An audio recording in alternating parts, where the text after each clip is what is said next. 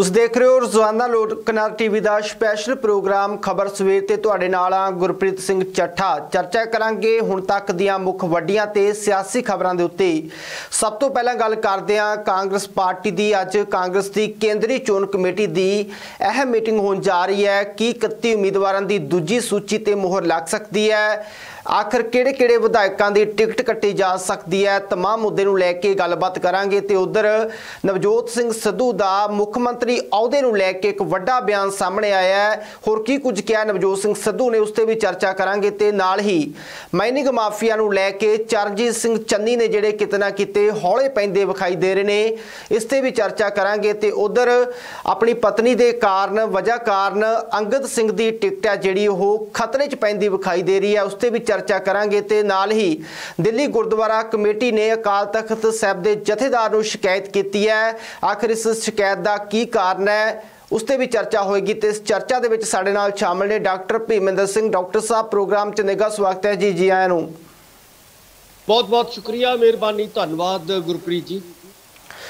Doctor साहब सब तो पहला गल करते हैं, कांग्रेस की दूजी लिस्ट है जी, उस ते नज़र बनिया हुई सी कि अज आ सकती है या कल आ सकती है, पर ये देरी हो रही है तो अज फिर मीटिंग सद्दी गई है। की लगता है किस किस की टिकट कट्टी जा सकती है तो किस की टिकट पक्की समझी जाए? जी गुरप्रीत जी देखो, इस तो पहला 86 उम्मीदवारों की लिस्ट कांग्रेस वालों जारी हो चुकी है और लगभग कह सकते 31 उम्मीदवारों की लिस्ट अज जारी हो सकती है। अज पूरी संभावनावां ने, पर जिवें तुसीं दस्सिया है कि इस 31 जिहड़ी हैगी है मैंबरां दी या उम्मीदवारां दी लिस्ट जदों जारी करनी है तां इहदे विच काफ़ी रफड़ पैंदा दिखाई दित्ता सीगा।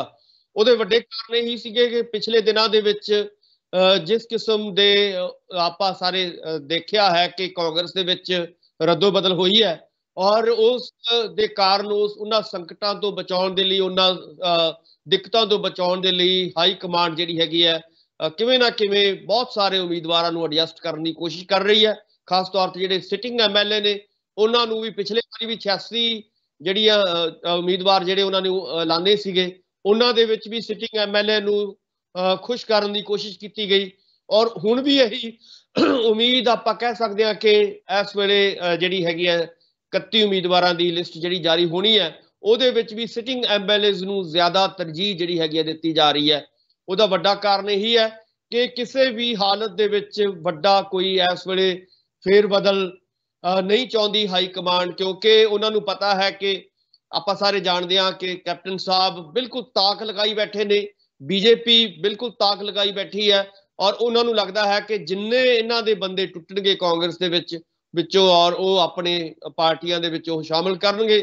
ਇਸ ਤੋਂ ਪਹਿਲਾਂ ਆਪਾਂ ਸਾਰੇ ਜਾਣਦੇ ਹਾਂ ਕਿ ਰਾਣਾ गुरमीत सोढी ने BJP दे विच ज्वाइन कर चुके ने।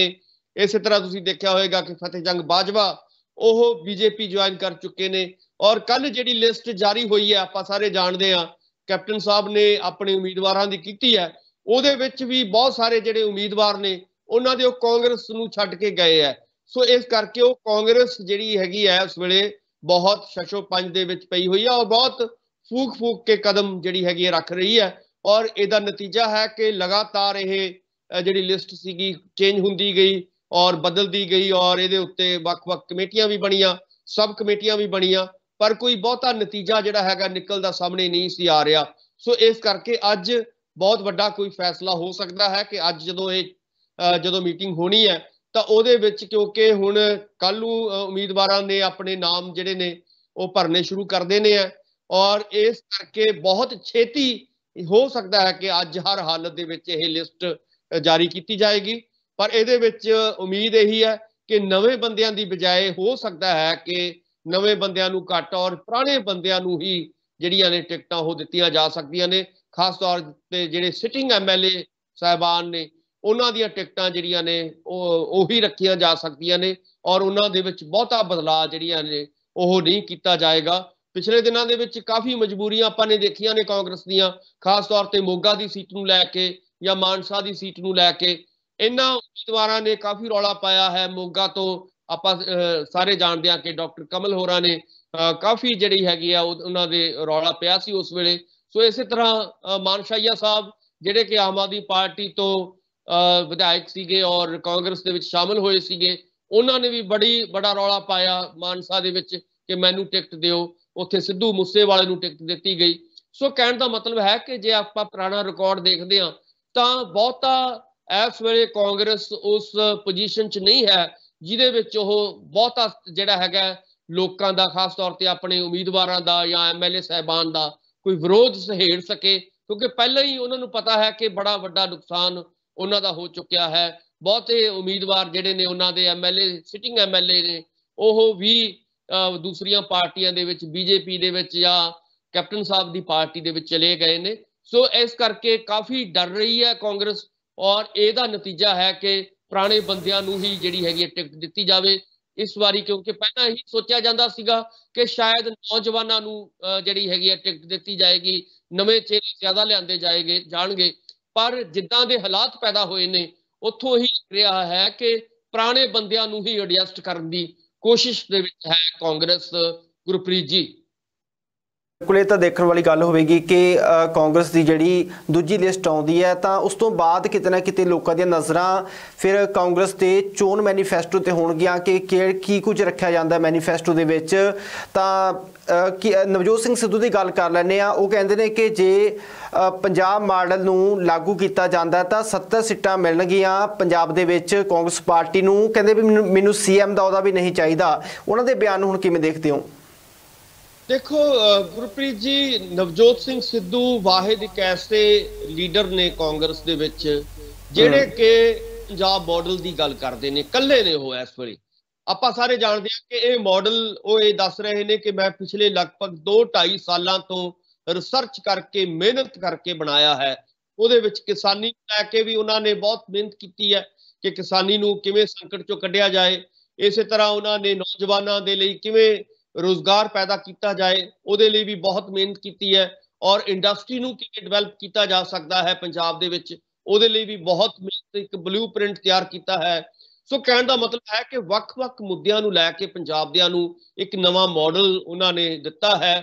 ਔਰ ਜੇਕਰ ਇਹ ਮਾਡਲ ਲਾਗੂ ਹੁੰਦਾ ਹੈ, ਸਵਾਲ ਪੈਦਾ ਹੁੰਦਾ ਹੈ ਕਿ ਇਹਨੂੰ ਲਾਗੂ ਕੌਣ ਕਰੇਗਾ। ਜੇਕਰ ਲਾਗੂ ਕਾਂਗਰਸ, ਆਪਾਂ ਸਾਰੇ ਜਾਣਦੇ ਹਾਂ ਕਿ ਪਿਛਲੇ ਵਾਰੀ ਉਹਨਾਂ ਨੇ, ਖਾਸ ਤੌਰ ਤੇ ਕੈਪਟਨ ਸਾਹਿਬ ਨੇ, ਜਦੋਂ ਉਹ ਮੁੱਖ ਮੰਤਰੀ ਦਾ ਚਿਹਰਾ ਬਣਾਏ ਗਏ ਸੀ, ਬਹੁਤ ਵੱਡੇ ਵਾਅਦੇ ਉਹਨਾਂ ਨੇ ਪੰਜਾਬ ਦੇ ਲੋਕਾਂ ਨਾਲ ਕੀਤੇ ਸੀਗੇ। ਔਰ ਆਪਾਂ ਨੂੰ ਸਾਰਿਆਂ ਨੂੰ ਯਾਦ ਹੋਏਗਾ ਕਿ ਸ਼੍ਰੀ ਗੁਟਕਾ ਸਾਹਿਬ ਹੱਥ 'ਚ ਫੜ ਕੇ ਉਹਨਾਂ ਨੇ ਕਿਹਾ ਸੀਗਾ ਕਿ 4 ਹਫ਼ਤਿਆਂ ਦੇ ਵਿੱਚ ਨਸ਼ੇ ਦਾ ਲੱਕ ਤੋੜਾਂਗਾ, ਘਰ-ਘਰ ਨੌਕਰੀ ਦੇ ਦਾਂਗਾ, ਕਿਸਾਨੀ ਦਾ ਸਾਰਾ ਕਰਜ਼ਾ ਮਾਫ ਕਰ ਦਿਆਂਗੇ। ਹੋਰ ਬਹੁਤ ਸਾਰੇ ਵਾਅਦੇ, ਕਹਿਣ ਤੋਂ ਭਾਵ ਹੈ ਕਿ ਉਹ ਵੀ ਇੱਕ ਤਰ੍ਹਾਂ ਦਾ ਉਹਨਾਂ ਨੇ ਮਾਡਲ ਨਵਾਂ ਲਿਆਂਦਾ ਸੀਗਾ ਪ੍ਰਸ਼ਾਂਤ ਕਿਸ਼ੋਰ ਦੇ ਕਹਿਣ ਦੇ ਉੱਤੇ। ਸੋ ਪਰ ਇਹਦਾ ਨਤੀਜਾ ਕੀ ਨਿਕਲਿਆ ਆਪਾਂ ਸਾਰੇ ਜਾਣਦੇ ਹਾਂ ਕਿ ਨਾ ਤਾਂ ਕੈਪਟਨ ਸਾਹਿਬ ਰਹੇ, ਨਾ ਉਹਨਾਂ ਦੇ ਮੁੱਦੇ ਰਹੇ। ਔਰ ਕਾਂਗਰਸ ਨੇ ਨਵਾਂ ਜਿਹੜਾ ਹੈਗਾ ਉਹ ਚੰਨੀ ਸਾਹਿਬ ਨੂੰ ਮੁੱਖ ਮੰਤਰੀ ਬਣਾ ਦਿੱਤਾ। ਔਰ ਉਹ ਸਾਰੇ ਜਿਹੜੇ ਮੁੱਦੇ ਕਹਿ ਕੇ ਖਤਮ ਕਰ ਦਿੱਤੇ ਗਏ ਕਿ ਅਸੀਂ ਤਾਂ ਦੇਖੋ ਜੀ ਕੈਪਟਨ ਨੂੰ ਬਦਲਤਾ ਔਰ ਨਵਾਂ ਚੰਨੀ ਸਾਹਿਬ ਨੂੰ ਮੁੱਖ ਮੰਤਰੀ ਬਣਾਇਆ, ਹੁਣ ਇਹ ਮਸਲੇ ਹੱਲ ਕਰਨਗੇ। ਸੋ ਨਾ ਤਾਂ ਮਸਲੇ ਹੱਲ ਹੋਏ, ਸਿਰਫ ਐਲਾਨ ਤੇ ਐਲਾਨ ਆਪਾਂ ਸਾਰੇ ਜਾਣਦੇ ਹਾਂ ਕਿ ਚੰਨੀ ਸਾਹਿਬ ਨੇ ਕੀਤੇ।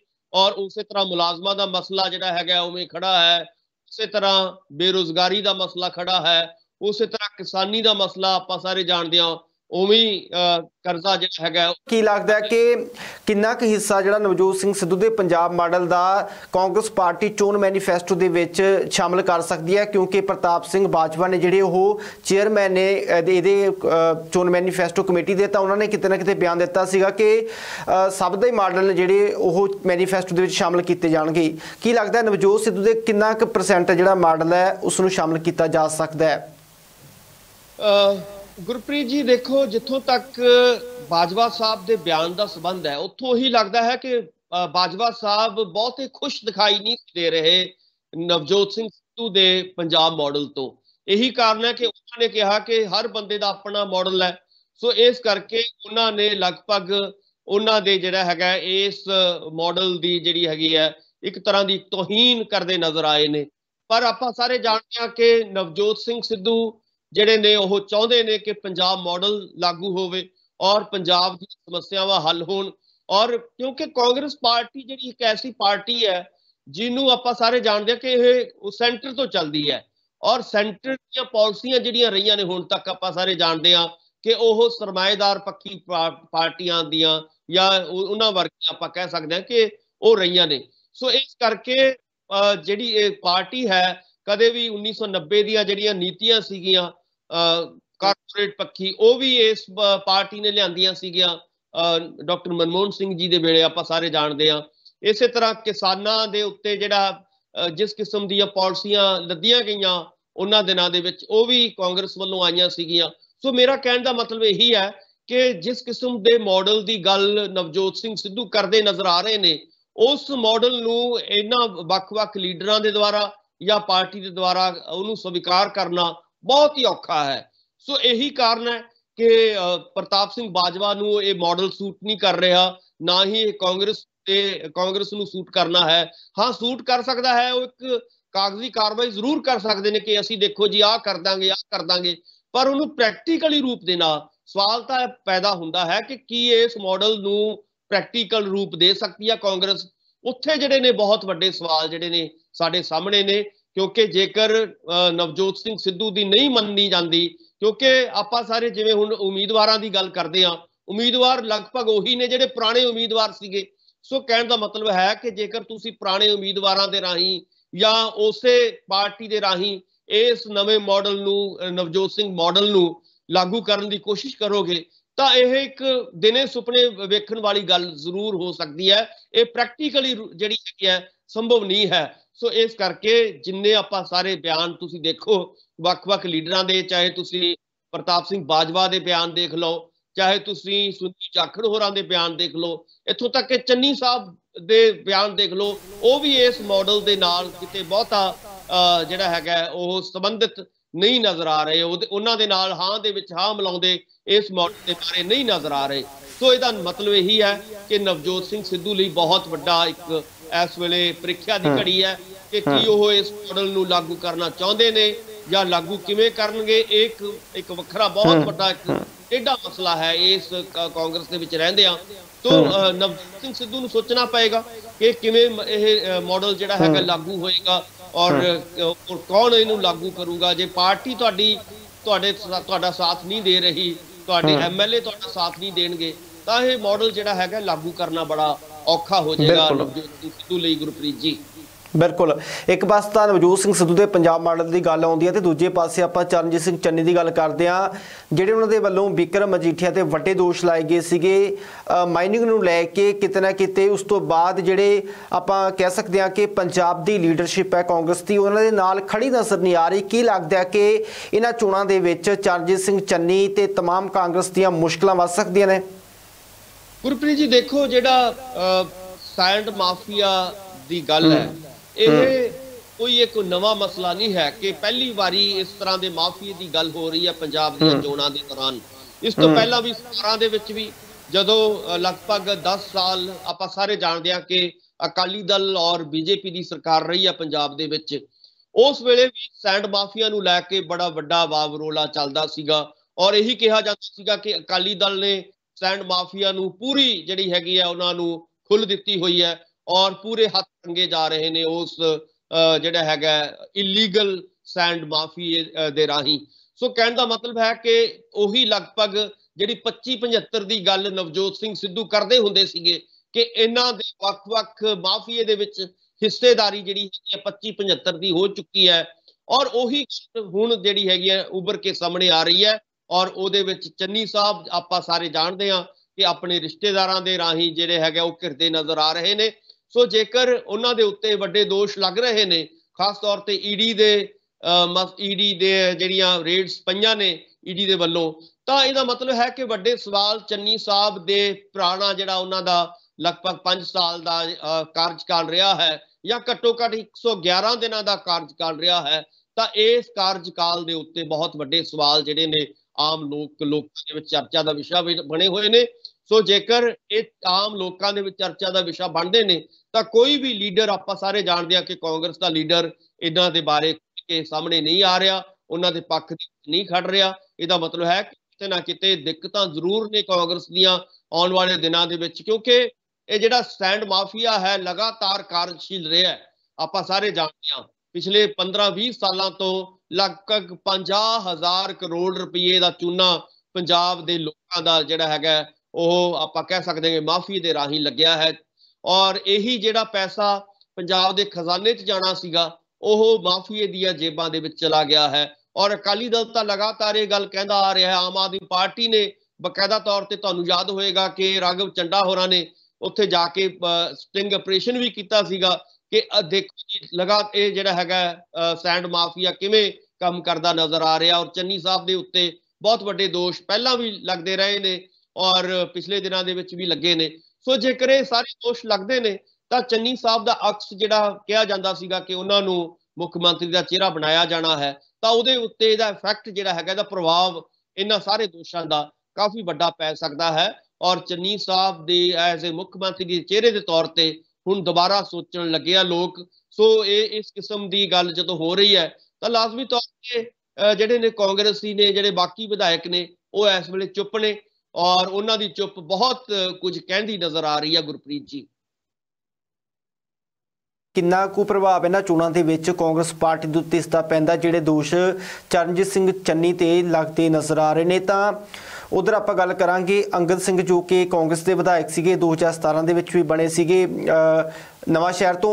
ਤਾਂ ਉਹਨਾਂ ਦੀ ਜਿਹੜੀ ਪਤਨੀ ਹੈ ਉਹ ਭਾਜਪਾ 'ਚ ਸ਼ਾਮਲ ਹੋਈ। ਉਸ ਤੋਂ ਬਾਅਦ ਪ੍ਰਿੰਕਾ ਗਾਂਧੀ ਦੇ ਵੱਲੋਂ ਬਿਆਨ ਦਿੱਤਾ ਜਾਂਦਾ ਹੈ ਕਿ ਜਿਹੜੀ ਵਿਧਾਇਕ ਔਰਤ ਭਾਜਪਾ 'ਚ ਜਾਏਗੀ ਤਾਂ ਉਸਦੇ ਪਤੀ ਦੀ ਟਿਕਟ ਕੱਟੀ ਜਾਏਗੀ। ਕੀ ਲੱਗਦਾ ਹੈ ਕਿ ਉਹਨਾਂ ਦੀ ਪਤਨੀ ਕਰਕੇ ਮੁਸੀਬਤਾਂ ਨੇ ਜਿਹੜੀਆਂ ਅੰਗਦ ਸਿੰਘ ਦੀਆਂ ਵਾਧੀਆਂ ਨਜ਼ਰ ਆ ਰਹੀਆਂ ਨੇ ਕਿਉਂਕਿ ਪਹਿਲਾਂ ਵੀ ਇੱਕ ਟਿਕਟ ਮਿਲਣੀ ਸੀਗੀ ਕਿਉਂਕਿ ਉਹਨਾਂ ਨੂੰ ਕਾਂਗਰਸ ਪਾਰਟੀ ਤੋਂ ਉਹਨਾਂ ਦੀ ਪਤਨੀ ਨੂੰ ਟਿਕਟ ਨਹੀਂ ਮਿਲੀ ਤਾਂ ਭਾਜਪਾ ਚਲੇ ਗਈ। ਹੁਣ ਉੱਧਰੋਂ ਟਿਕਟ ਮਿਲ ਗਈ ਤਾਂ ਇੱਧਰੋਂ ਅੰਗਦ ਸਿੰਘ ਦੀ ਟਿਕਟ ਕੱਟੀ ਜਾ ਸਕਦੀ ਹੈ। ਕੀ ਲੱਗਦਾ ਹੈ ਗੁਰਪ੍ਰੀਤ ਜੀ? ਦੇਖੋ यूपी ਦੇ ਵਿੱਚ ਇਸ ਵੇਲੇ ਬਿਲਕੁਲ ਕਾਂਟੇ ਦੀ ਟੱਕਰ ਦਿਖਾਈ ਦੇ ਰਹੀ ਹੈ। ਇੱਕ ਪਾਸੇ ਯੋਗੀ ਜੀ ਦੀ ਬੀਜੇਪੀ ਸਰਕਾਰ ਹੈ ਔਰ ਦੂਜੇ ਪਾਸੇ ਅਖਿਲੇਸ਼ ਜੀ ਨੇ ਜਿਹੜੇ ਕਿ ਚਾਹੁੰਦੇ ਨੇ ਕਿ ਨਵੀਂ ਸਰਕਾਰ ਸਾਡੀ ਬਣੇ ਔਰ ਉਹਨਾਂ ਦੇ ਵਿੱਚ ਖਾਸ ਤੌਰ ਤੇ ਅਖਿਲੇਸ਼ ਯਾਦਵ ਹੋਰਾਂ ਦੀ ਜਿਹੜੀ ਪਾਰਟੀ ਹੈ ਸਮਾਜਵਾਦੀ ਪਾਰਟੀ ਉਹਦੇ ਵਿੱਚ ਲਗਾਤਾਰ ਬੀਜੇਪੀ ਤੋਂ ਨੇਤਾ ਵੱਡੇ ਵੱਡੇ ਛੱਡ ਕੇ ਸ਼ਾਮਲ ਹੋ ਰਹੇ ਨੇ।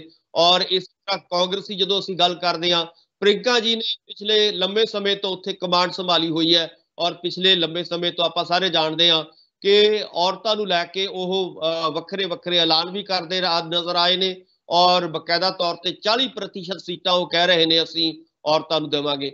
ਪਰ ਇੱਥੇ ਕੀ ਹੈ, ਇੱਥੇ ਵੱਖਰਾ ਮਸਲਾ ਸਾਨੂੰ ਨਜ਼ਰ ਆ ਰਿਹਾ ਹੈ। ਇੱਥੇ ਜਿਹੜਾ ਹੈਗਾ MLA ਪੰਜਾਬ ਤੋਂ ਹੈ ਪਰ ਉਹਨਾਂ ਦੀ ਪਤਨੀ ਜਿਹੜੇ ਨੇ ਉਹ ਯੂਪੀ ਤੋਂ ਚੋਣ ਲੜ ਰਹੇ ਨੇ ਔਰ ਆਪਾਂ ਸਾਰੇ ਜਾਣਦੇ ਹਾਂ ਕਿ ਉਹਨਾਂ ਦੀ ਪਤਨੀ ਦੇ ਪਿਤਾ ਜੀ ਦਾ ਪਰਿਵਾਰ ਜਿਹੜਾ ਹੈਗਾ ਬੀਜੇਪੀ ਦਾ ਪਰਿਵਾਰ ਹੈ ਔਰ ਆਪਣੀ ਪਾਰਟੀ ਦੇ ਵਿੱਚ ਹੀ ਜਾਣਾ ਸੀ ਉਹਨਾਂ ਨੇ ਔਰ ਬੀਜੇਪੀ ਦੇ ਵਿੱਚ ਉਹ ਸ਼ਾਮਲ ਹੋ ਕੇ ਉਹਨਾਂ ਨੂੰ ਜਦੋਂ ਟਿਕਟ ਮਿਲੀ ਹੈ। ਸੋ ਇਸ ਕਰਕੇ ਇਹ ਲੋਕਾਂ ਨੂੰ ਇਹ ਲੱਗਦਾ ਹੈ ਕਿ ਇੱਕ ਪਾਸੇ ਕਾਂਗਰਸ ਤੋਂ ਟਿਕਟ ਤੁਸੀਂ ਮੰਗ ਰਹੇ ਹੋ ਪਰ ਤੁਹਾਡਾ ਇੱਕ ਪਰਿਵਾਰ ਜਿਹੜਾ ਹੈਗਾ ਉਹ ਬੀਜੇਪੀ ਦੇ ਵਿੱਚ ਸ਼ਾਮਲ ਹੈ ਤਾਂ ਇਹਦੇ ਨਾਲ ਯੂਪੀ ਦੇ ਵਿੱਚ ਕਿਉਂਕਿ ਮੇਨ ਮੁੱਖ ਤੌਰ ਤੇ ਪ੍ਰਿੰਕਾ ਜੀ ਲੜ ਰਹੇ ਨੇ ਔਰ ਉੱਥੋਂ ਦੀ ਸੀਟ ਜਿਹੜੀ ਹੈਗੀ ਹੈ ਬਹੁਤ ਫਸਵੀਂ ਹੈ ਔਰ ਇਸ ਕਰਕੇ ਉਹ ਸੀਟ ਜਿਹੜੀ ਹੈਗੀ ਹੈ ਜਦੋਂ ਉਹਨਾਂ ਨੂੰ ਬੀਜੇਪੀ ਤੋਂ ਟਿਕਟ ਮਿਲ ਚੁੱਕੀ ਹੈ ਉਹਨਾਂ ਦੀ ਪਤਨੀ ਨੂੰ ਤਾਂ ਅੰਗਦ ਜੀ ਜਿਹੜੇ ਨੇ ਇਸ ਵਾਰੀ ਹੋ ਸਕਦਾ ਹੈ ਕਿ ਉਹਨਾਂ ਨੂੰ ਇਹ ਟਿਕਟ ਨਾ ਦਿੱਤੀ ਜਾਵੇ ਕਿਉਂਕਿ ਟਿਕਟ ਫਾਈਨਲ ਕਿਹਨੇ ਕਰਨੀ ਹੈ ਆਪਾਂ ਸਾਰੇ ਜਾਣਦੇ ਹਾਂ ਪ੍ਰਿੰਕਾ ਜੀ ਨੇ ਔਰ ਰਾਹੁਲ ਜੀ ਨੇ ਜਾਂ ਸੋਨੀਆ ਜੀ ਨੇ ਔਰ ਸੋਨੀਆ ਜੀ ਦਾ ਸਭ ਤੋਂ ਜ਼ਿਆਦਾ ਧਿਆਨ ਜਿਹੜਾ ਹੈਗਾ ਉਹ ਯੂਪੀ ਦੇ ਉੱਤੇ ਬਣਿਆ ਹੋਇਆ ਹੈ ਔਰ ਪ੍ਰਿੰਕਾ ਜੀ ਉੱਥੇ ਰਹਿ ਰਹੇ ਨੇ। ਰਾਹੁਲ ਜੀ ਲਗਾਤਾਰ ਕਿਉਂਕਿ ਵੱਡੀ ਜਿਹੜਾ ਹੈਗਾ ਲੜਾਈ ਹੈ ਔਰ ਵੱਡਾ ਇੱਕ ਏਰੀਆ ਹੈ ਔਰ ਜਿਹਦੇ ਵਿੱਚ ਬਹੁਤ ਜ਼ਿਆਦਾ ਸੀਟਾਂ ਨੇ ਇਸ ਕਰਕੇ ਸਾਰਿਆਂ ਦਾ ਫੋਕਸ ਜਿਹੜਾ ਹੈਗਾ ਜ਼ਿਆਦਾਤਰ ਹਾਈ ਕਮਾਂਡ ਦਾ ਉਹ ਯੂਪੀ ਦੇ ਉੱਤੇ ਲੱਗਿਆ ਹੈ। ਬੀਜੇਪੀ ਦੀ ਹਾਈ ਕਮਾਂਡ ਵੀ ਯੂਪੀ ਦੇ ਉੱਤੇ ਫੋਕਸ ਕਰ ਰਹੀ ਹੈ ਔਰ ਕਾਂਗਰਸ ਦੀ ਹਾਈ ਕਮਾਂਡ ਵੀ ਯੂਪੀ ਦੇ ਉੱਤੇ ਫੋਕਸ ਕਰ ਰਹੀ ਹੈ। ਸੋ ਇਸ ਕਰਕੇ ਯੂਪੀ ਨੂੰ ਪਹਿਲ ਦਿੰਦੇ ਹੋਏ ਜਦੋਂ ਉਹਨਾਂ ਨੂੰ ਪਤਾ ਲੱਗਿਆ ਹੈ ਕਿ ਟਿਕਟ ਜਿਹੜੀ ਹੈਗੀ ਹੈ ਉਹਨਾਂ ਦੀ ਪਤਨੀ ਨੂੰ ਮਿਲ ਚੁੱਕੀ ਹੈ ਔਰ ਇਸੇ ਕਰਕੇ ਉਮੀਦ ਹੈ ਕਿ ਜਿਹੜੀ ਹੁਣ 31 ਮੈਂਬਰਾਂ ਦੀ ਟਿਕਟ ਆਉਣੀ ਹੈ ਔਰ ਉਹਨਾਂ ਨੂੰ ਦਿੱਤੀ ਜਾਣੀ ਹੈ ਤਾਂ ਉਹਦੇ ਵਿੱਚ ਅੰਗਦ ਜੀ ਦਾ ਜਿਹੜਾ ਹੈਗਾ ਨੰਬਰ ਕੱਟਿਆ ਜਾ ਸਕਦਾ ਹੈ। ਅੰਗਦ ਸਿੰਘ ਨੂੰ ਟਿਕਟ ਨਹੀਂ ਮਿਲਦੀ ਦੁਬਾਰਾ ਨਵਾਂ ਸ਼ਹਿਰ ਤੋਂ ਜਾਂ ਕਿਤੇ ਹੋਰ ਕਨਸਟੀਚੁਐਂਸੀ ਚੋਂ ਤਾਂ ਕੀ ਲੱਗਦਾ ਕਿ ਉਹ ਵੀ ਭਾਜਪਾ ਜਾ ਸਕਦੇ ਨੇ ਜਿਵੇਂ ਹੋਰ तमाम ਲੀਡਰ ਭਾਜਪਾ 'ਚ ਗਏ ਨੇ? ਜੀ ਕਿਉਂਕਿ ਉਹਨਾਂ ਦੀ ਤਾਂ ਹੁਣ ਜਿਵੇਂ ਉਹਨਾਂ ਦੀ ਧਰਮ ਪਤਨੀ ਆਲਰੇਡੀ ਭਾਜਪਾ ਦੇ ਵਿੱਚ ਹੈ ਉਹਨਾਂ ਦੇ ਸਹੁਰਾ ਪਰਿਵਾਰ ਭਾਜਪਾ ਦੇ ਵਿੱਚ ਹੈ ਤਾਂ ਲਾਜ਼ਮੀ ਤੌਰ ਤੇ ਉਹਨਾਂ ਦੇ ਲਈ ਇੱਕ ਤਾਂ ਰਾਹ ਪੱਧਰਾ ਹੋ ਚੁੱਕਿਆ ਹੈ। ਸੋ ਇਸ ਕਰਕੇ ਉਹ ਪੂਰੀ ਉਮੀਦ ਹੈ ਕਿ ਜੇਕਰ ਉਹਨਾਂ ਨੂੰ ਟਿਕਟ ਨਹੀਂ ਮਿਲੇਗੀ ਤਾਂ ਭਾਜਪਾ ਤੋਂ ਹੀ ਉਹ ਚੋਣਾਂ ਜਿਹੜੀਆਂ ਨੇ ਉੱਥੇ ਲੜ ਸਕਦੇ ਆ। ਸੋ ਇਸ ਕਰਕੇ ਭਾਜਪਾ ਨੂੰ ਵੀ ਫਾਇਦਾ ਹੋ ਸਕਦਾ ਹੈ ਇਹਦਾ ਕਿ ਜੇਕਰ ਅੰਗਦ ਜੀ ਉਹਨਾਂ ਦੀ ਪਾਰਟੀ 'ਚ ਸ਼ਾਮਲ ਹੁੰਦੇ ਨੇ। ਸੋ ਇਸ ਕਰਕੇ ਕਾਫੀ ਸੰਭਾਵਨਾਵਾਂ ਨੇ ਕਿ ਜੇਕਰ ਉਹ ਉਹਨਾਂ ਦੀ ਟਿਕਟ ਕੱਟੀ ਜਾਂਦੀ ਹੈ ਤਾਂ ਲਾਜ਼ਮੀ ਤੌਰ ਤੇ ਉਹ ਭਾਜਪਾ ਦੇ ਵਿੱਚ ਸ਼ਾਮਲ ਹੀ ਹੋਣਗੇ। ਗੁਰਪ੍ਰੀਤ ਜੀ ਬਿਲਕੁਲ। ਤੇ ਥੋੜੇ ਸ਼ਬਦਾਂ ਦੇ ਵਿੱਚ ਡਾਕਟਰ ਸਾਹਿਬ ਤੁਹਾਡੇ ਤੋਂ ਮੈਂ ਜਵਾਬ ਲੈਣਾ ਚਾਹਾਂਗਾ। ਦਿੱਲੀ ਗੁਰਦੁਆਰਾ ਪ੍ਰਬੰਧਕ ਕਮੇਟੀ ਨੇ ਅਕਾਲ ਤਖਤ ਦੇ ਜਥੇਦਾਰ ਨੂੰ ਜਿਹੜੀ ਇੱਕ ਮੰਗ ਪੱਤਰ ਦਿੱਤਾ ਹੈ, ਕਿਉਂਕਿ ਜਿਹੜੀਆਂ ਚੋਣਾਂ ਹੋ ਕੇ ਹਟੀਆਂ ਨੇ ਪਿੱਛੇ ਜੇ, ਤਾਂ ਹੰਗਾਮੇ ਦਾ ਮਾਹੌਲ ਹੈ DGSMC ਦੇ ਵਿੱਚ ਉੱਥੇ ਬਣਦਾ ਨਜ਼ਰ ਆਇਆ, ਤਾਂ ਉਸ ਤੋਂ ਬਾਅਦ ਕਾਫੀ ਵਾਦ ਵਿਵਾਦ ਪੈਦਾ ਹੁੰਦਾ ਨਜ਼ਰ ਆ ਰਿਹਾ ਹੈ ਤੇ ਬਿਆਨਬਾਜ਼ੀਆਂ ਦਾ ਦੌਰ ਵੀ ਲਗਾਤਾਰ ਜਾਰੀ ਹੈ। ਤੇ ਜਿਹੜੀ ਹੁਣ ਮੰਗ ਪੱਤਰ ਦਿੱਤਾ ਹੈ ਅਕਾਲ ਤਖਤ ਦੇ ਜਥੇਦਾਰ ਨੂੰ, ਤਾਂ ਕੀ ਲੱਗਦਾ ਹੈ ਕਿ ਕਿਸ ਤਰ੍ਹਾਂ ਦਾ ਜਿਹੜਾ ਨੋਟਿਸ ਲਿਆ ਜਾ ਸਕਦਾ ਉਹਨਾਂ ਵੱਲੋਂ? ਗੁਰਪ੍ਰੀਤ ਜੀ, ਜਦੋਂ ਤੋਂ ਸਿਰਸਾ ਸਾਹਿਬ ਨੇ ਪ੍ਰਧਾਨਗੀ ਛੱਡੀ ਹੈ, ਉਹ ਬੀਜੇਪੀ ਦੇ ਵਿੱਚ ਸ਼ਾਮਲ ਹੋਏ ਨੇ, ਅਕਾਲੀ ਦਲ ਨੂੰ ਅਲਵਿਦਾ ਕਹਿ ਕੇ, ਉਦੋਂ ਤੋਂ ਲੈ ਕੇ ਲਗਾਤਾਰ ਅਸੀਂ ਦੇਖ ਰਹੇ ਹਾਂ ਕਿ ਇਸ ਤੋਂ ਪਹਿਲਾਂ ਵੀ ਹੰਗਾਮਾ ਹੁੰਦਾ ਰਿਹਾ ਹੈ। ਜਦੋਂ ਉਹਨਾਂ ਨੇ ਬੈਠਕ ਕੀਤੀ ਸੀਗੀ ਸਿਰਸਾ ਸਾਹਿਬ ਨੇ, ਔਰ ਉਹਦੇ ਵਿੱਚ ਅਕਾਲੀ ਦਲ ਦੇ ਜਿਹੜੇ ਨੁਮਾਇੰਦੇ ਸੀਗੇ ਉਹਨਾਂ ਨੇ ਰੌਲਾ ਰੱਪਾ ਪਾਇਆ ਸੀਗਾ, ਔਰ ਇਹੀ ਗੱਲ ਇਹ ਸੀ ਕਿ ਇਹ ਗੈਰ ਕਾਨੂੰਨੀ ਨੇ। ਉਹ ਦੁਬਾਰਾ ਇੱਕ ਵਾਰੀ ਫੇਰ ਉਹ ਆਪਣੇ ਜਿਹੜੇ ਨੇ ਸਾਈਨ ਕਰਦੇ ਨਜ਼ਰ ਆਏ ਸੀਗੇ ਵੱਖ-ਵੱਖ ਕਾਗਜ਼ਾਂ ਦੇ ਉੱਤੇ। ਸੋ ਉੱਥੋਂ ਵੀ ਆਪਾਂ ਸਮਝ ਸਕਦੇ ਹਾਂ। ਔਰ ਲਗਾਤਾਰ, ਕਿਉਂਕਿ ਹੁਣ ਪ੍ਰਧਾਨਗੀ ਦੀ ਗੱਲ ਸੀ, ਨਵਾਂ ਪ੍ਰਧਾਨ ਲਾਉਣਾ ਸੀਗਾ, ਔਰ ਅਕਾਲੀ ਦਲ ਕਿਉਂਕਿ ਜ਼ਿਆਦਾ ਸੀਟਾਂ ਜਿੱਤਿਆ ਹੋਇਆ ਹੈ, ਇਸ ਕਰਕੇ ਜਿਹੜੀਆਂ ਦੂਜੀਆਂ ਵਿਰੋਧੀ ਧਿਰਾਂ ਨੇ, ਖਾਸ ਤੌਰ ਤੇ ਸਰਨਾ ਸਾਹਿਬ ਨੇ ਜਾਂ ਹੋਰ ਉਹਨਾਂ ਦੀ ਪਾਰਟੀ ਦੇ ਨੁਮਾਇੰਦੇ ਨੇ, ਉਹ ਇਹੀ ਦੋਸ਼ ਲਾਉਂਦੇ ਨੇ ਕਿ ਸਾਡੇ ਨਾਲ ਧੱਕਾ ਹੋਇਆ ਹੈ। ਔਰ ਇਹ ਜਿਹੜਾ ਚੋਣ ਹੋਈ ਹੈ ਪ੍ਰਧਾਨਗੀ ਦੀ, ਇਹਦੇ ਵਿੱਚ ਕਾਫੀ ਆਪਾਂ ਸਾਰੇ ਜਾਣਦੇ ਹਾਂ ਕਿ ਜੱਦੋ ਜਹਿਦ ਹੋਈ ਹੈ, ਦੋਨਾਂ ਧਿਰਾਂ ਦੀ ਆਪਸੀ ਖਿੱਚੋਤਾਣ ਹੋਈ ਹੈ, ਔਰ ਉਸ ਨੂੰ ਲੈ ਕੇ ਜਿਹੜੀ ਸ਼ਿਕਾਇਤ ਕੀਤੀ ਗਈ ਆ ਸ਼੍ਰੀ ਅਕਾਲ ਤਖਤ ਸਾਹਿਬ ਦੇ ਜਥੇਦਾਰ ਕੋਲ, ਇਹ ਬਿਲਕੁਲ ਹੋ ਸਕਦਾ ਹੈ ਕਿ ਹੁਣ ਇਹਦੇ ਤੋਂ ਕਿੱਦਾਂ ਦਾ ਫੈਸਲਾ ਲਿਆ ਜਾਂਦਾ ਹੈ ਇਹ ਸਮਾਂ ਦੱਸੇਗਾ। ਪਰ ਫਿਲਹਾਲ ਆਪਾਂ ਕਹਿ ਸਕਦੇ ਹਾਂ ਕਿ ਦੋਵਾਂ ਧਿਰਾਂ ਦੀਆਂ ਜਿਹੜੀਆਂ ਸਿਆਸੀ ਜਥੇਬੰਦੀਆਂ ਨੇ, ਦੋਵੇਂ ਧਿਰਾਂ ਦੀਆਂ, ਕਹਿਣ ਨੂੰ ਤਾਂ ਸ਼੍ਰੀ ਗੁਰਦੁਆਰਾ ਪ੍ਰਬੰਧਕ ਕਮੇਟੀ ਹੈ ਦਿੱਲੀ ਦੀ, ਬਟ ਆਪਾਂ ਸਾਰੇ ਜਾਣਦੇ ਹਾਂ ਕਿ ਇਹਦੇ ਪਿੱਛੇ ਸਿਆਸੀ ਧਿਰਾਂ ਦਾ ਕੰਮ ਜਿਹੜਾ ਹੈਗਾ ਉਹ ਕੰਮ ਕਰ ਰਿਹਾ ਹੈ, ਔਰ ਉਹੀ ਜੋ ਸਿਆਸੀ ਧਿਰਾਂ ਦੇ ਵਿੱਚ ਹੁੰਦਾ ਹੈ ਉਹੀ ਇਹਨਾਂ ਗੁਰਦੁਆਰਾ ਪ੍ਰਬੰਧਕ ਕਮੇਟੀ ਦੇ ਵਿੱਚ ਜੋ ਦ੍ਰਿਸ਼ ਸਾਨੂੰ ਸਾਹਮਣੇ ਆ ਰਿਹਾ ਹੈ। ਸੋ ਇਸ ਕਰਕੇ ਇਦਾਂ ਦੇ ਜਦੋਂ ਅਸੀਂ ਧਾਰਮਿਕ ਮਸਲਿਆਂ ਦੀ ਗੱਲ ਕਰਦੇ ਹਾਂ ਤਾਂ ਇਦਾਂ ਦੀ ਲੜਾਈ ਝਗੜੇ ਤੋਂ ਬਚਣ ਦੀ ਲੋੜ ਹੁੰਦੀ ਹੈ, ਕਿਉਂਕਿ ਇਹ ਤਾਂ ਬਿਲਕੁਲ ਇਹ ਸੇਵਾ ਦਾ ਮਸਲਾ ਹੁੰਦਾ ਹੈ। ਜਦੋਂ ਅਸੀਂ ਧਰਮ ਨੂੰ ਨਾਲ ਜੋੜਦੇ ਹਾਂ ਸਿਆਸਤ ਦੇ, ਤਾਂ ਸਿਰਫ ਤੇ ਸਿਰਫ ਸੇਵਾ ਦਾ ਰਹਿ ਜਾਂਦਾ। ਇਹਦੇ ਵਿੱਚ ਕੋਈ ਕੁਰਸੀ ਹਥਿਆਉਣੀ ਜਾਂ ਇਦਾਂ ਦੀਆਂ ਗੱਲਾਂ ਬਾਤਾਂ ਕਰਨੀਆਂ, ਇਹ ਬਹੁਤਾ ਚੰਗਾ ਨਹੀਂ ਹੈ, ਨਾ ਸਿੱਖੀ ਵਾਸਤੇ ਨਾ ਪੰਜਾਬ ਵਾਸਤੇ, ਔਰ ਇਸ ਕਰਕੇ ਇਹਦੇ ਤੋਂ ਬਚਣ ਦੀ ਲੋੜ ਹੁੰਦੀ ਹੈ। ਗੁਰਪ੍ਰੀਤ ਜੀ, ਬਿਲਕੁਲ। ਜਿਸ ਤਰ੍ਹਾਂ ਜ਼ਿਆਦਾਤਰ ਜਿਹੜੀਆਂ ਚੋਣਾਂ ਹੋਈਆਂ ਸੀਗੀਆਂ DSGMC ਦੀਆਂ, ਉਹਦੇ ਵਿੱਚ ਜ਼ਿਆਦਾਤਰ ਸੀਟਾਂ ਅਕਾਲੀ ਦਲ ਨੂੰ ਆਈਆਂ ਸੀ, ਤਾਂ ਕਿਤੇ ਨਾ ਕਿਤੇ ਇਹੀ ਕਿਆਸ ਲੱਗਦੇ ਸੀ ਕਿ ਜਿਹੜਾ ਨਵਾਂ ਪ੍ਰਧਾਨ ਹੈ ਉਹ ਇਸੇ ਪਾਰਟੀ ਦਾ, ਅਕਾਲੀ ਦਲ ਦਾ ਹੀ ਚੁਣਿਆ ਜਾ ਸਕਦਾ ਹੈ। ਤੇ ਉੱਥੇ ਹੀ ਹਰਮੀਤ ਸਿੰਘ ਕਾਲਕਾ ਨੂੰ ਜਿਹੜਾ ਪ੍ਰਧਾਨ ਚੁਣਿਆ ਗਿਆ, ਤਾਂ ਉਸ ਤੋਂ ਬਾਅਦ ਜਿਹੜੀ ਉੱਥੇ ਘਟਨਾ ਵਾਪਰੀ, ਤਾਂ ਉਸ ਤੋਂ ਬਾਅਦ ਉਹਨਾਂ ਦੇ ਵੱਲੋਂ ਜਿਹੜੀ ਮੰਗ ਪੱਤਰ ਦਿੱਤਾ ਗਿਆ, ਉਸ ਤੋਂ ਬਾਅਦ ਹੁਣ ਅਕਾਲ ਤਖਤ ਸਾਹਿਬ ਦੇ ਜਥੇਦਾਰ ਵੱਲੋਂ ਕੀ ਨੋਟਿਸ ਲਿਆ ਜਾਂਦਾ ਹੈ, ਦੇਖਣ ਵਾਲੀ ਗੱਲ ਹੋਵੇਗੀ। ਡਾਕਟਰ ਸਾਹਿਬ, ਤੁਹਾਡਾ ਬਹੁਤ ਬਹੁਤ ਧੰਨਵਾਦ, ਤੁਸੀਂ ਇਸ ਪ੍ਰੋਗਰਾਮ ਦੇ ਵਿੱਚ ਸ਼ਾਮਲ ਹੋਏ। ਬਹੁਤ ਬਹੁਤ ਸ਼ੁਕਰੀਆ, ਮਿਹਰਬਾਨੀ, ਧੰਨਵਾਦ। ਤਾਂ ਇਸ ਸਾਡੇ ਨਾਲ ਡਾਕਟਰ ਭੀਮਿੰਦਰ ਸਿੰਘ, ਜਿਨ੍ਹਾਂ ਨੇ ਹੁਣ ਤੱਕ ਮੁੱਖ ਸਿਆਸੀ ਖਬਰਾਂ ਨੂੰ ਲੈ ਕੇ ਵਿਚਾਰ ਚਰਚਾ ਕੀਤੀ ਹੈ ਕਿ ਕਿਸ ਤਰ੍ਹਾਂ ਦੀ ਸਿਆਸੀ ਸਥਿਤੀ ਹੁਣ ਪੰਜਾਬ ਦੇ ਅੰਦਰ ਨਜ਼ਰ ਆ ਰਹੀ ਹੈ, ਕਿਉਂਕਿ 20 ਫਰਵਰੀ ਨੂੰ ਵਿਧਾਨ ਸਭਾ ਚੋਣਾਂ ਹੋਣ ਜਾ ਰਹੀਆਂ ਨੇ। ਜਿਹੜੀਆਂ ਪਾਰਟੀਆਂ ਦੇ ਵੱਲੋਂ ਅਜੇ ਤੱਕ ਲਿਸਟਾਂ ਜਾਰੀ ਨਹੀਂ ਕੀਤੀਆਂ ਗਈਆਂ ਉਮੀਦਵਾਰਾਂ ਦੀਆਂ, ਕਦੋਂ ਤੱਕ ਲਿਸਟਾਂ ਜਾਰੀ ਕੀਤੀਆਂ ਜਾ ਸਕਦੀਆਂ ਨੇ ਤੇ ਆਖਿਰ ਕਿਸ ਕਿਸ ਦੀ ਟਿਕਟ ਕੱਟੀ ਜਾ ਸਕਦੀ ਹੈ ਤੇ ਕੌਣ-ਕੌਣ ਚੋਣ ਮੈਦਾਨ 'ਚ ਹੋਏਗਾ, तमाम ਖਬਰਾਂ ਨੂੰ ਲੈ ਕੇ ਵਿਚਾਰ ਚਰਚਾ ਕੀਤੀ। ਖਬਰ ਸਵੇਰ ਪ੍ਰੋਗਰਾਮ ਦੇ ਵਿੱਚ ਫਿਲਹਾਲ ਇੰਨਾ ਹੀ। ਮੈਨੂੰ ਦਿਓ ਇਜਾਜ਼ਤ, ਧੰਨਵਾਦ।